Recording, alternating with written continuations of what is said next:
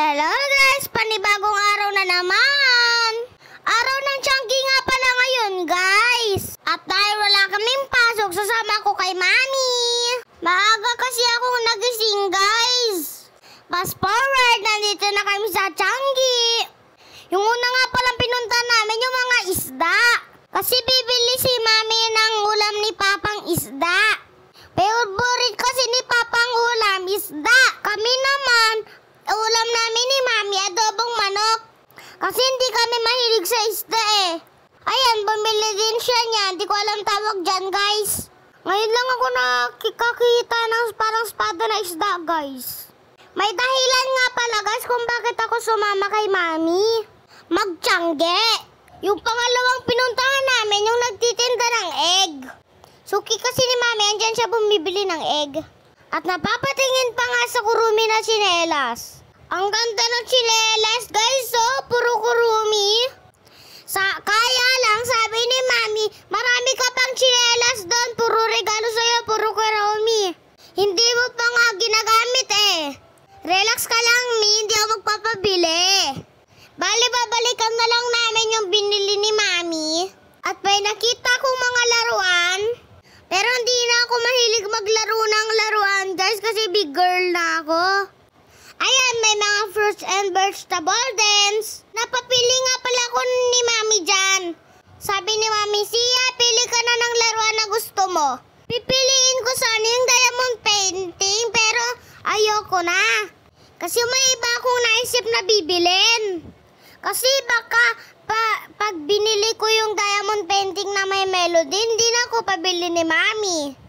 At naglakad-lakad na nga pala kami, guys, tingin-tingin lang. At yan nga pala, guys, natapat kami sa panali ng buhok. Huminto ako, Mi, wait lang. Parang gusto ko to, yung flower na clam. At ang sabi ni Mami, sure ka na ba dyan sa gusto mo? Pili ka pa dyan, madaming iba't ibang kulay dyan. At namili na nga pala ako, guys, kasi nagdadalawang isip pa ako.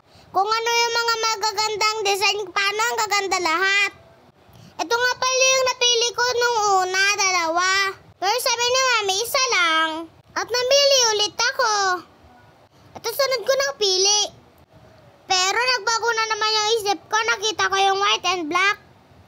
Ito nga pala yung final na napili ko. Bumili din ako ng Sanrio, guys, kasi ubos na. And ayan, nagbayad na ako kay Manong.